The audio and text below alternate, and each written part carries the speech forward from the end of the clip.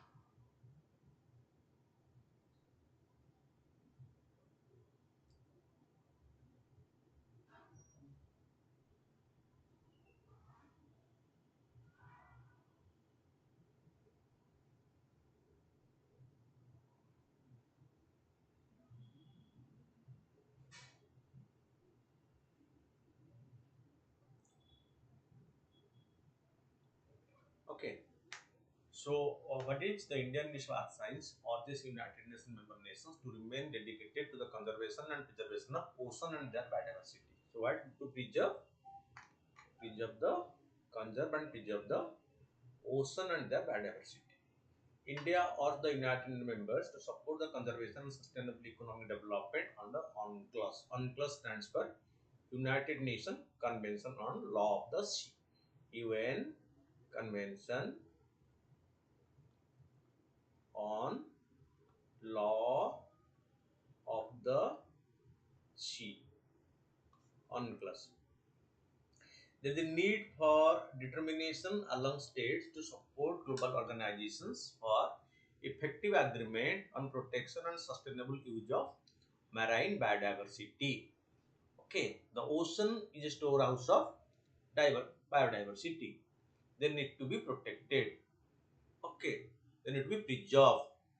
That is why the marine biodiversity need to be protected through international cooperation. Because international cooperation is most essential, because so many countries are the literal states on the side of different oceans, and one country's effort will of no use unless there is international cooperation and united endeavor in preserving and protecting the marine biodiversity or biodiversity of the ocean.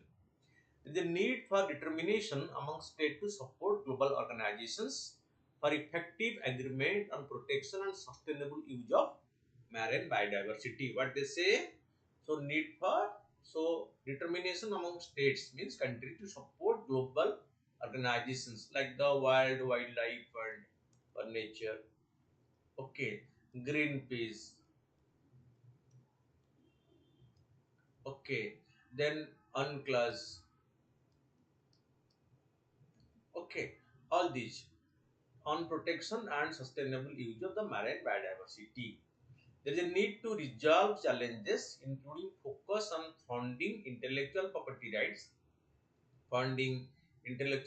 rights and institutional mechanism. Member states can work on capacity building, transfer of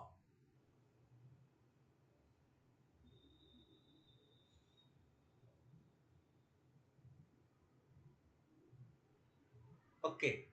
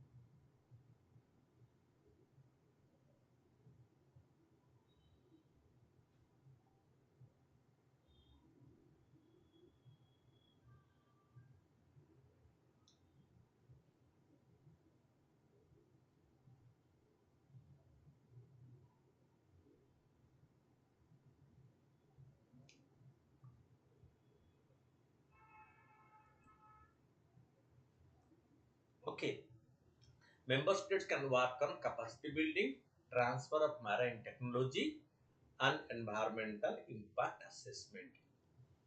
It has also asked to support sustainable economic development and the well-being of coastal people, the stakeholders. They are the stakeholders under the United Nations Conservation on Law of the Sea, because the coastal inhabitants are the major stakeholders. Their life and livelihood both depend on sea and its resources. Both their life and livelihood, okay, are dependent on that. Fine. So this need to be properly taken care of. India has also voiced its support for the high ambition coalition for the early conclusion of the international legally binding instrument. What?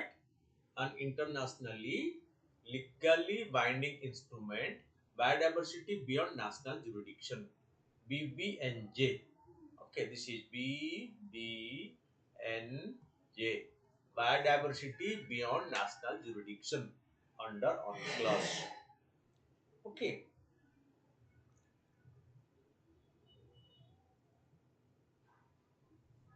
okay. Adoption of the BBNG agreement signals international commitment. Okay,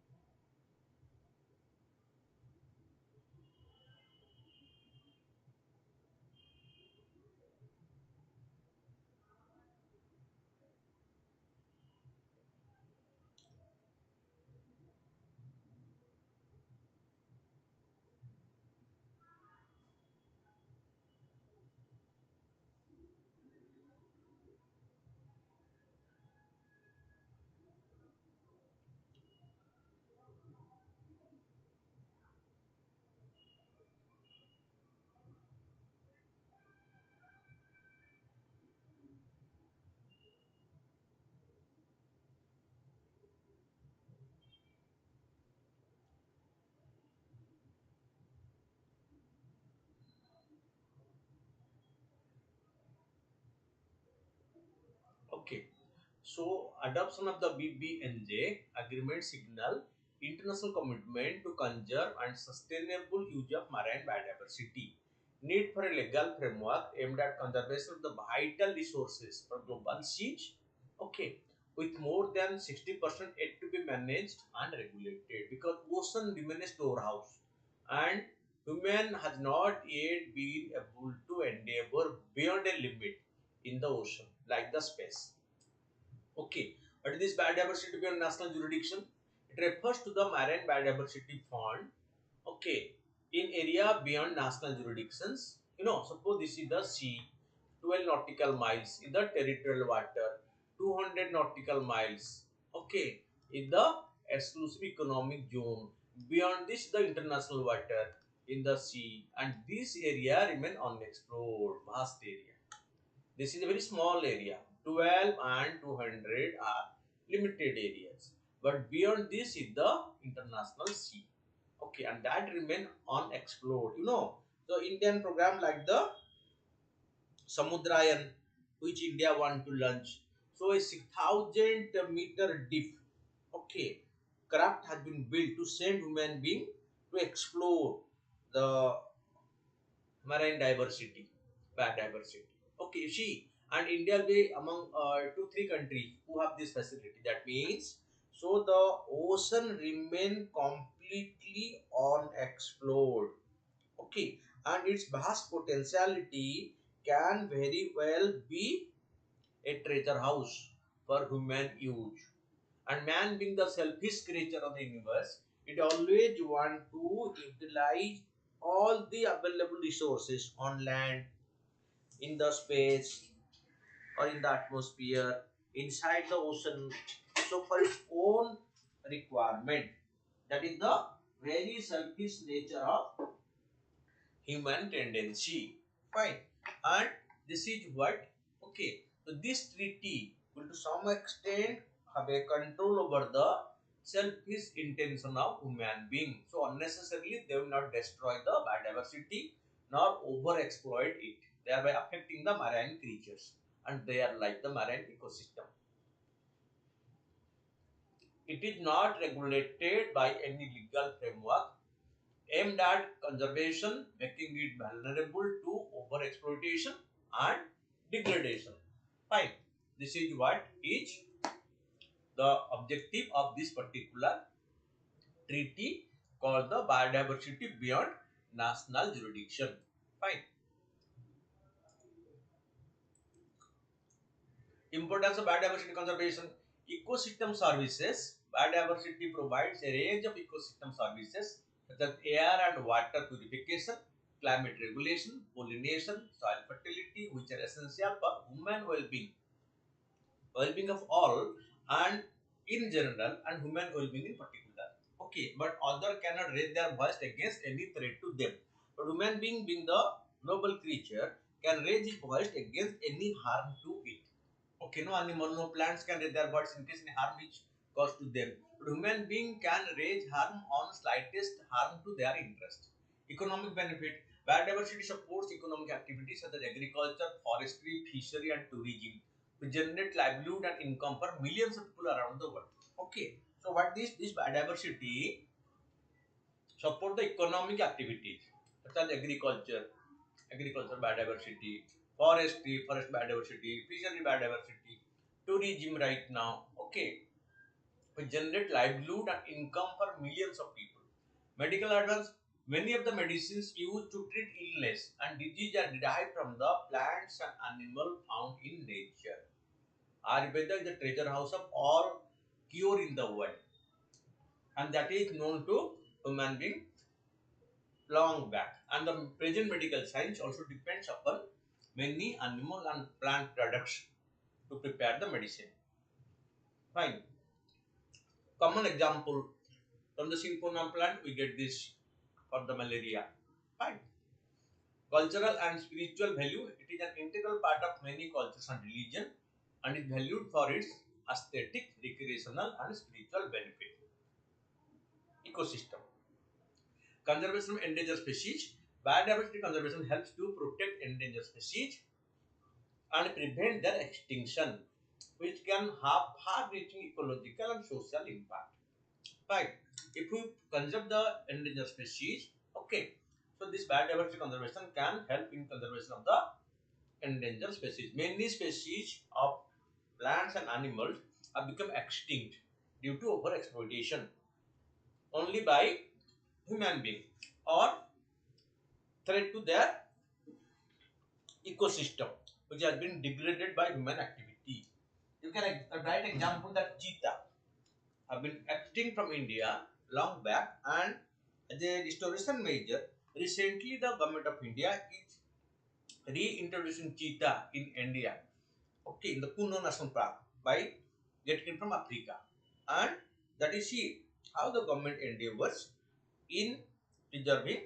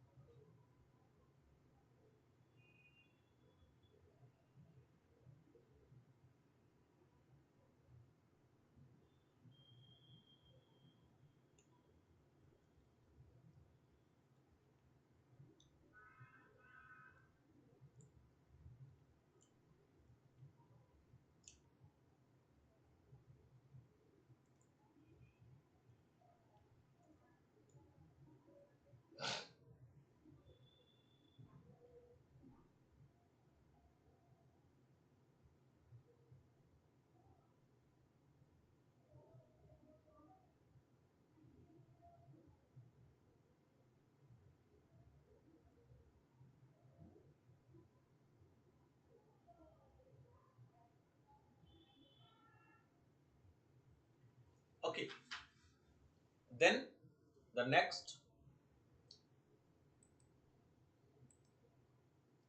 Habitat challenge of biodiversity conservation, habitat loss and fragmentation. Human activities such as deforestation, mining, and land use changes have led to the loss of fragmentation of habitats, which in turn have caused a decline in biodiversity. So, developmental projects, industrialization, road infrastructure, railway lines, your power plants, hydropower projects, they all have led to habitat loss.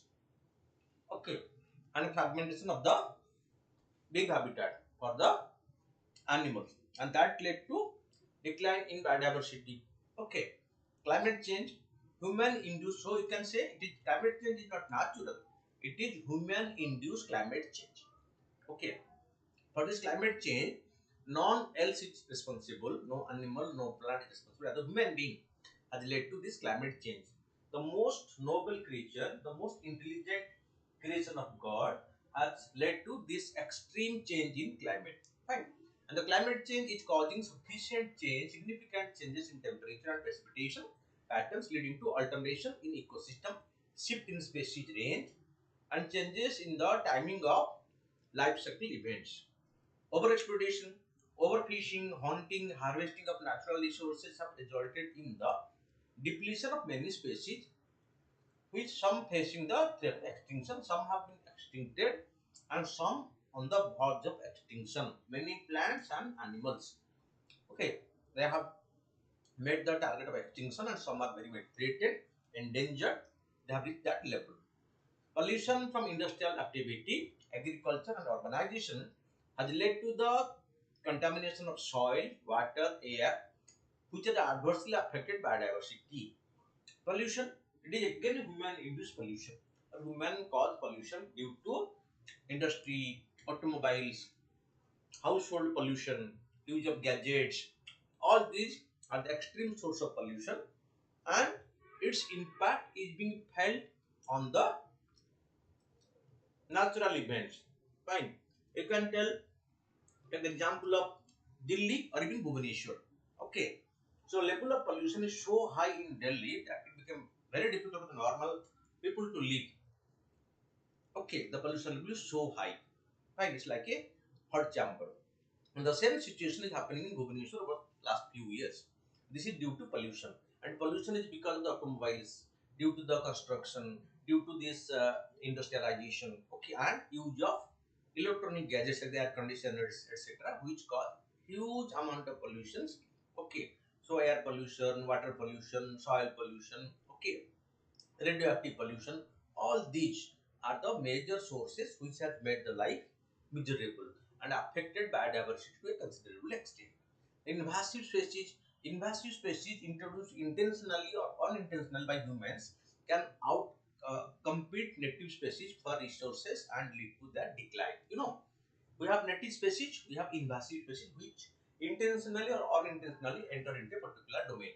Either we have planted them for commercial gain, or they have come naturally, and because they don't have any natural enemy in this particular area, so their growth became rapid, and their growth always is at a cost to the native species.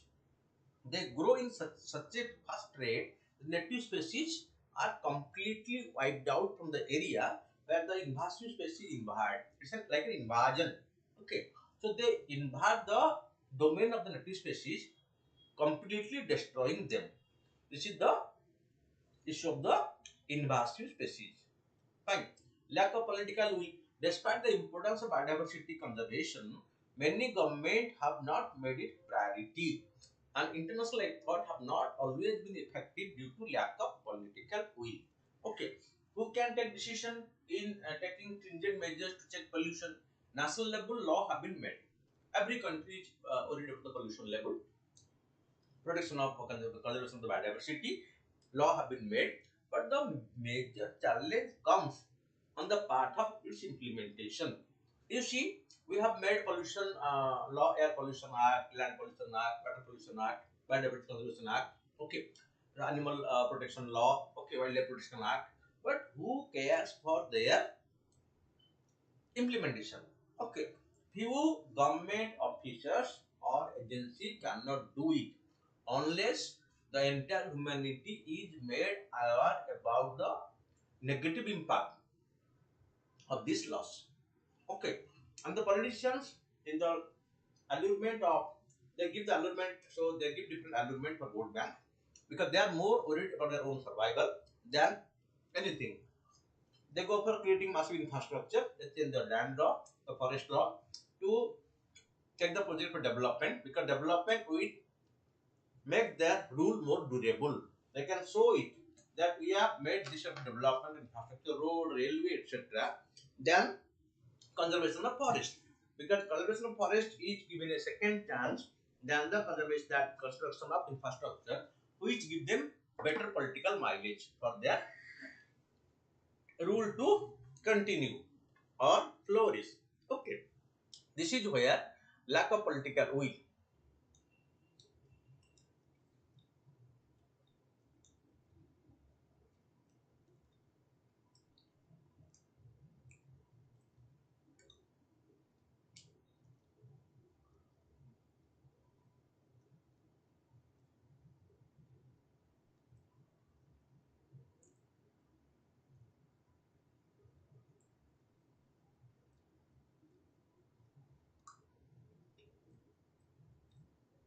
Okay, so limited resources, conservation efforts require significant financial resources which may not be always available or allocated adequately.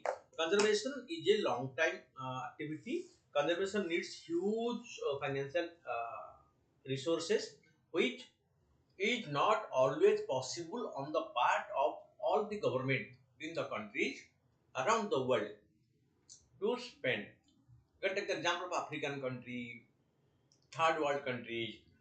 So they are the victim of this pollution. Okay, but they don't have that much resources which they can allocate for improving the situation. Then we'll discuss the Indian approach to biodiversity management. India has been actively involved in the negotiation for the development of an international legally binding instrument for the conservation and sustainable use of biodiversity under the United Nations Convention on the Law of the Sea, called the BBNG. Fine. Biodiversity beyond national jurisdiction, BBNJ. India's legislative framework, the Biodiversity Act 2002, reflect the country's commitment to conservation, sustainable use, and equitable benefit sharing. India supports the establishment of new institutions or the strengthening of existing ones with a robust democratic way of functioning. India has been focusing on capacity building and transfer of marine technology and environmental impact assessment. You know, India is on a massive developmental path because as its economy is growing, so there is the economic growth comes at a cost to the environment, and Indian government is taking adequate measure on the ground of sustainable development, continued development without affecting the natural resources. Fine. So, but the same message need to be spread to other country because maintaining biodiversity is not a national issue, because we have drawn boundary, national boundary on the land mass, but the air is connected, the water body is connected. Fine. So we cannot just do all the things all alone and ensure it. Fine. We need international support. The global community agreed and there is a unified effort in this direction. It will be preserved and protected in a better way. That is what is the major point of discussion. About UNCLOS, the United Nations Convention on the Law of the Sea was adopted in 1982, is an international agreement that establishes the legal framework for marine and maritime activities. What it is? It establishes the legal framework for maritime and marine activities. It is known as the Law of the Sea. It divides the marine area into 5 major zones, namely international water, territorial sea, contiguous zone, exclusive economic zone, and the high sea. Fine. So international water, territorial sea, contiguous zone, exclusive economic zone, and the high sea. It is the only international convention which stipulates a framework for state means country jurisdiction in maritime space. It provides a different legal status to different maritime zones. It provides the backbone for offshore government by coastal states and those navigating the oceans. It is not only zone coastal states, offshore area, but also provides specific guidance for states' rights and responsibilities in the five concentric zones. Like, what are the five concentric zones? The international water, territorial sea mentioned over here. What? International water, territorial sea, contiguous zone, exclusive economic zone, and the high sea. While UNCLOS has been signed and ratified by nearly all the coastal countries in the South China Sea, its interpretation is still honestly disputed.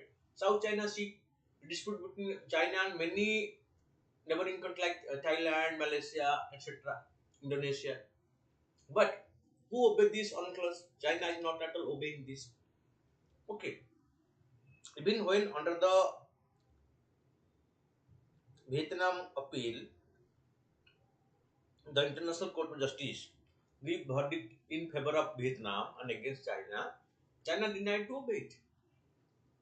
So UNCLOS and even the ICJ judgment on this particular issue was not given due recognition or regard by the dominating nations. So what to say about the UNCLOS? There is a maritime dispute in the East China Sea, that is between China and Japan, over the islands, the Senkaku Island or the Kuril Islands. Fine. So laws are there, national level at international level, but their implementation need to be proper, and countries should be very careful in respecting the international law for maintenance of the marine biodiversity. Otherwise, their own survival will be at stake in future. Fine.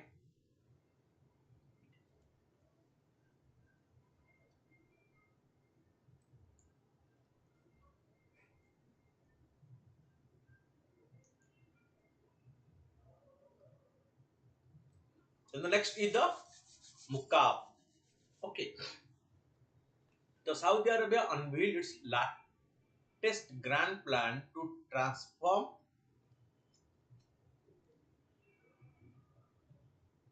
its capital city Riyadh, called the Mukab, Q in Arabic. Fine. So, what did you want?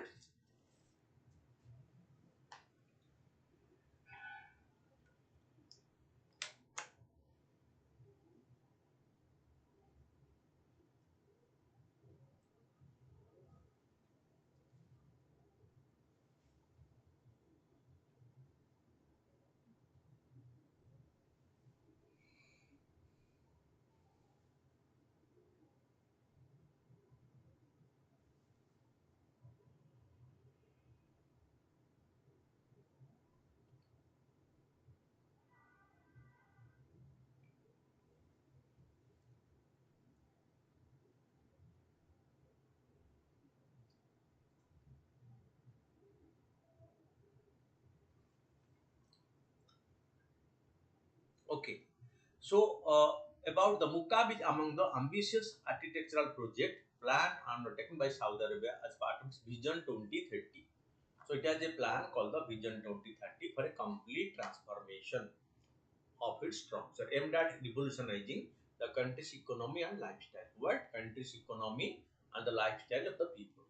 It will stand 400 meters high, wide and long, big enough to hold 20 Empire State Buildings. This structure will be long enough to hold 20 Empire State Building, okay, which is very famous globally as the biggest structure. The cubic cell.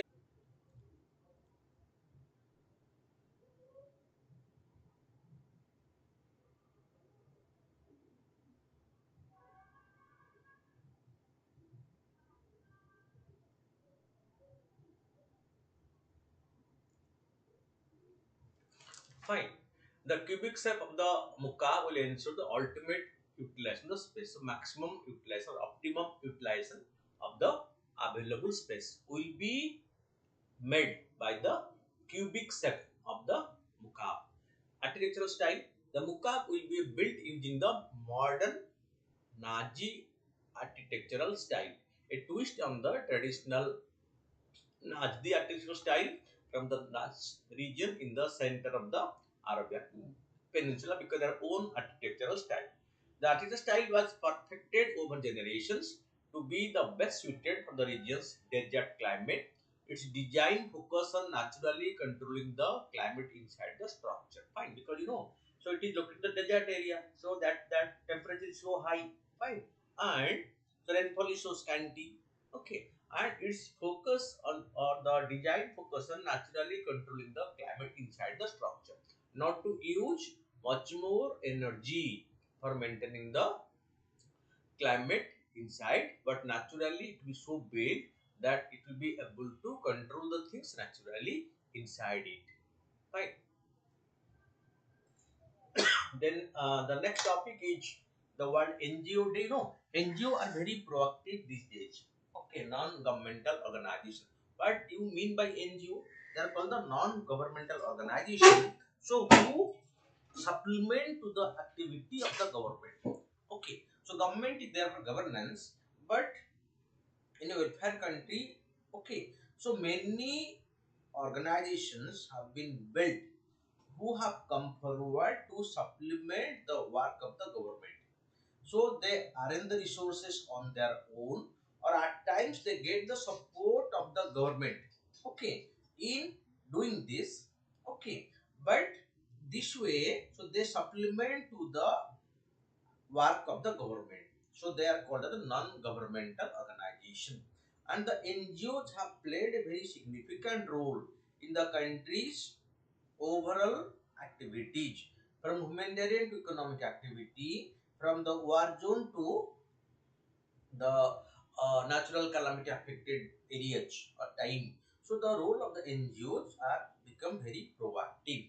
So every year, 27 February is observed as the World NGO Day all over the world. It is an international day dedicated to recognize, celebrate, and honor all non-governmental and non-profit organizations and the people behind them that contribute to the society all years around. Okay, so without any hidden agenda, okay, on humanitarian ground, they came forward to help the society and the people, okay, around the world without any specific agenda of their own. Fine. This is what the role of the NGO. And this particular day, 27th February, is observed to recognize, celebrate, and honor them for the selfless activity being done by the large number of NGOs around the world. Fine. So, the word NGO Day assumed its official status when 12 member country of the ninth Baltic Sea NGO Forum on 17th April 2010 formally recognized it. In 2012, the forum's final statement resolution adopted on the day.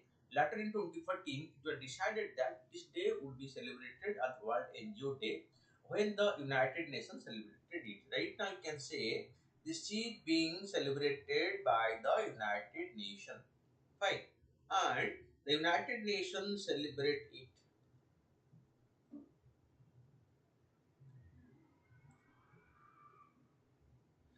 as a recognition of the work being done by the NGOs around the world.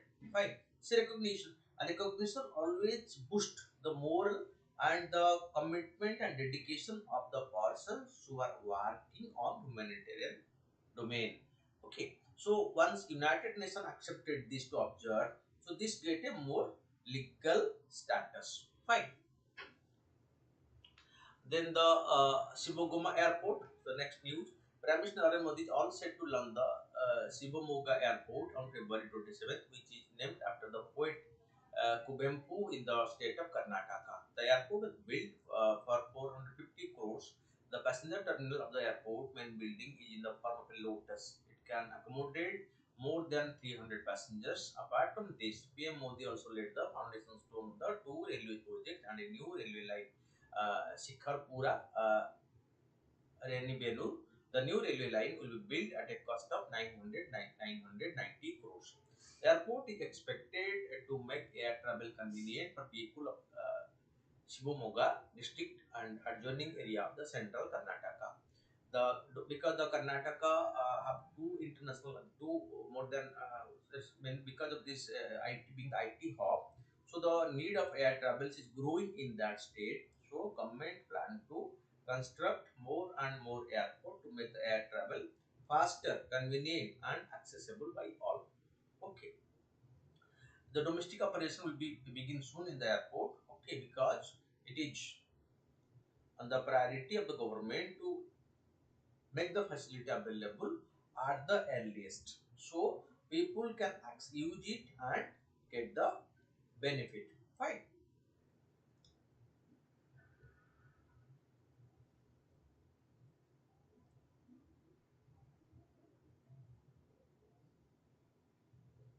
Okay, Shivamoga or Shimoga lies on the bank of the Tunga River. It is a hilly region and it was renowned of Siddha and Ayurvedic medicine. Cancer, heart disease, and several other elements are healed naturally here. People visit the place from foreign countries as well. Government India is to build an airport here to each transportation because this region is a natural healing place.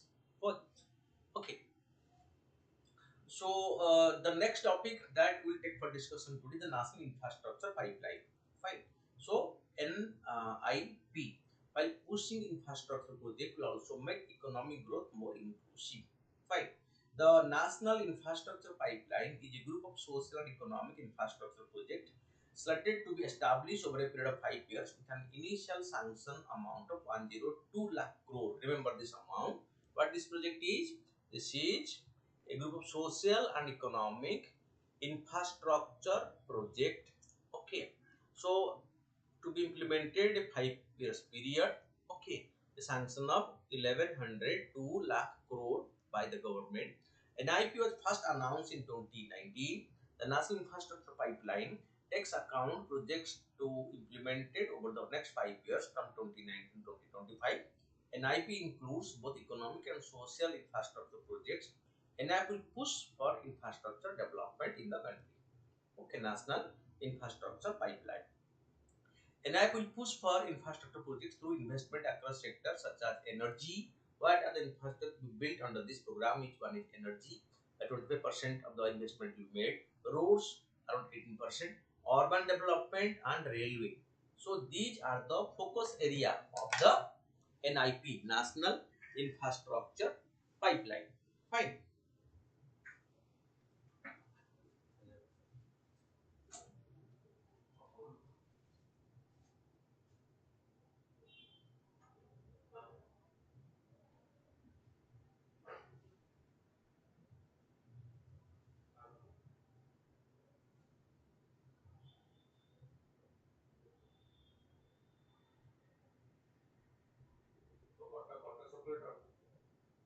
Yes.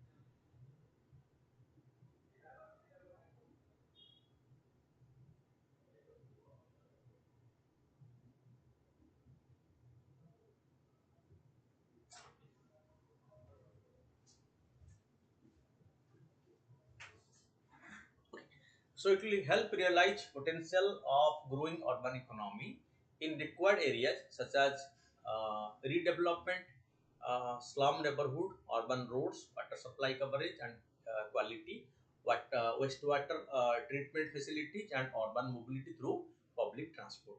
Okay, it will strengthen agricultural and rural infrastructure, irrigation and rural infrastructure projects would account for 7.7 lakh crore each. Fine. This is what is the major target under the national infrastructure pipeline set by the government. Fine. It will further increase the connectivity in India, especially in rural areas. Road projects will account for rupees 19.63 lakh crore, while another 13.6 lakh crore would be for railway projects. National infrastructure pipeline will also make economic growth more inclusive. Economic Survey 2018-19 argue that growth can be sustained by a virtuous cycle approach. Whichever investment is the key driver that drives demand, creates capacity, increases labor productivity, generates job, etc. Well-developed infrastructure improves revenue base of the government, which can be used for welfare programs. Improved governance. Well-developed infrastructure enhances level of economic activity, create additional fiscal space by improving revenue base of the government, and ensure quality of expenditure, focus on productive asset.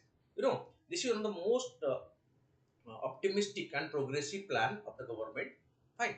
So if properly implemented and done in time, definitely it is going to bring a big transformation. Fine. And this transformation will have its visible impact. Okay, it will have visible impact on the socio-economic domain of the people. Fine. So this is what is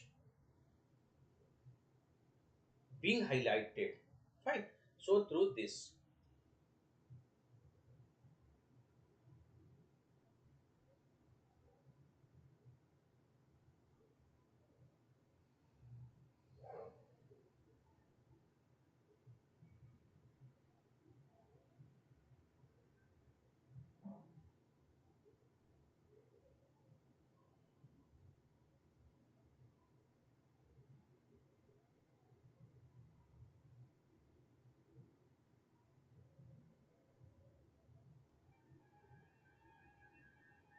Okay.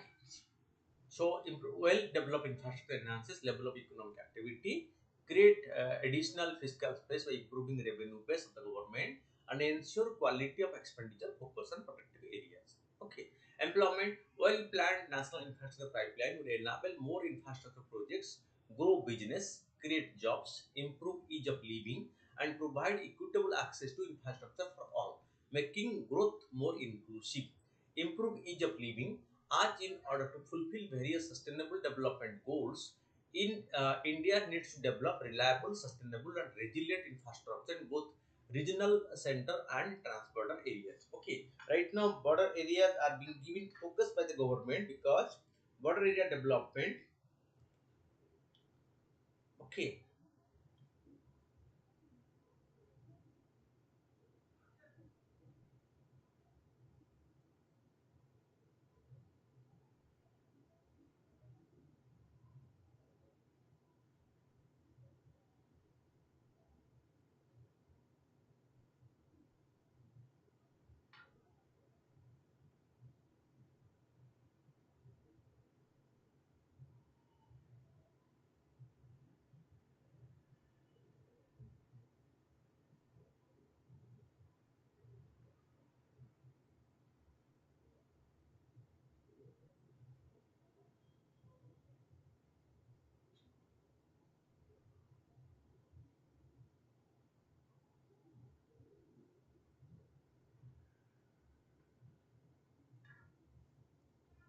okay.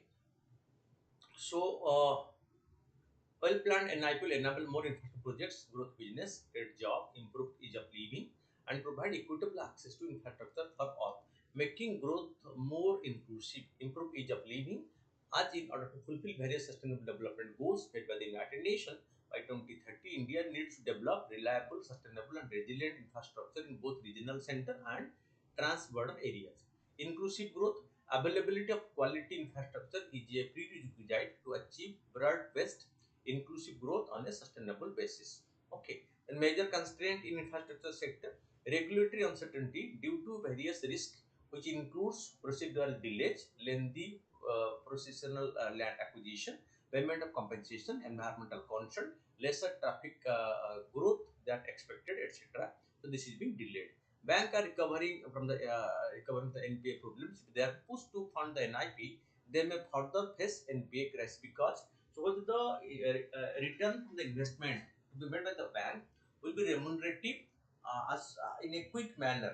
Okay, each not yet ascertained or established. So any investment by the banks who have just overcome their NPA problem, so may put the banks again at risk. That's why so banks are thinking twice before investing in the national infrastructure pipeline. Fine.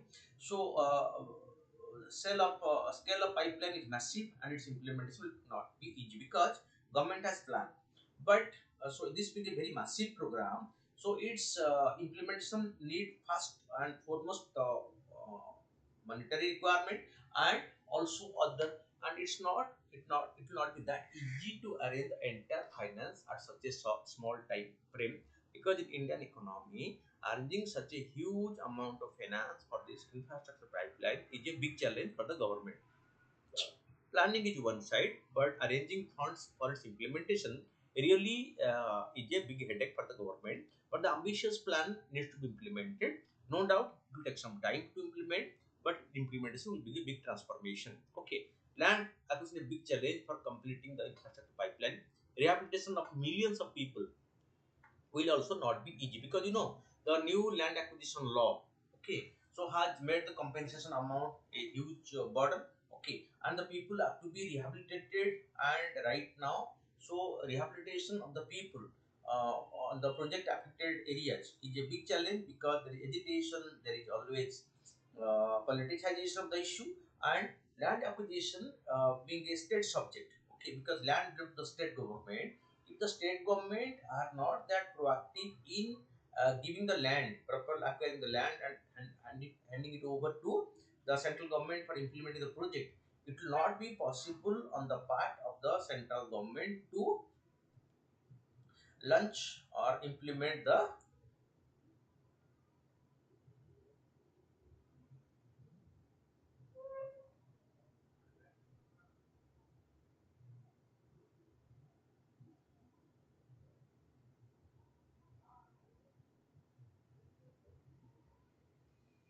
Okay.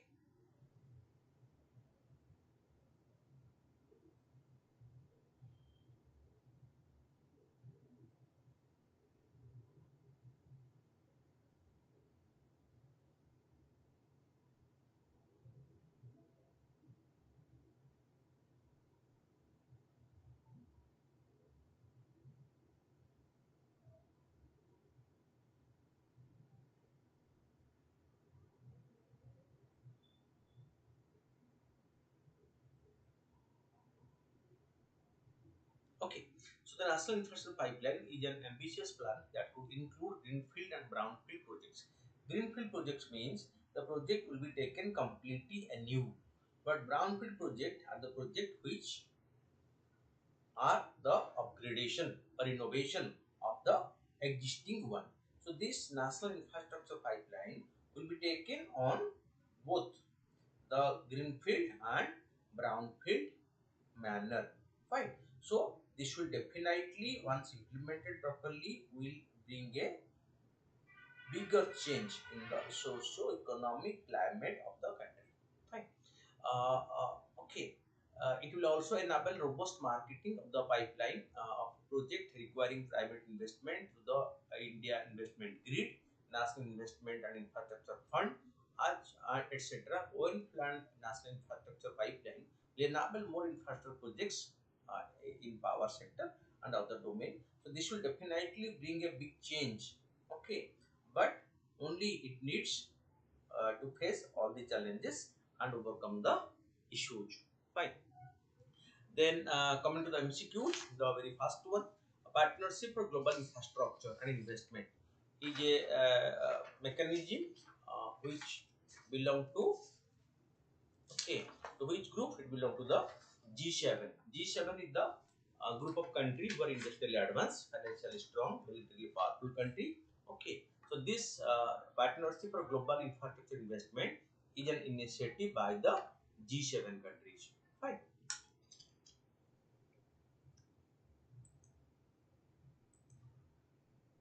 Consider the statement about the National Data and Analysis Platform (NDAP). NDAP was launched in 2022 by the Niti Aayog. So it is correct. Fine. Aims to democratize access to public government data. It is also right. Okay. So the question is, which of the above statement are incorrect? Both being right, it can be said that neither is incorrect because both are right. So answer will be neither one nor two. D the right answer, because both the information provided are correct information regarding the National Data and Analytic Platform. Which of the following statement is correct about the blue food? Okay. What is blue food? Blue food is uh, blue food sourced from aquatic environment. Okay. So which of the following is not correct about the blue food? Blue food sourced from the aquatic environment. It is correct. It has B12 and omega-3 vitamins. It is also correct. It increases dietary environmental footprint compared to terrestrial meat. Blue food generate higher emissions. That is also right. Okay. So this is incorrect. This one is incorrect.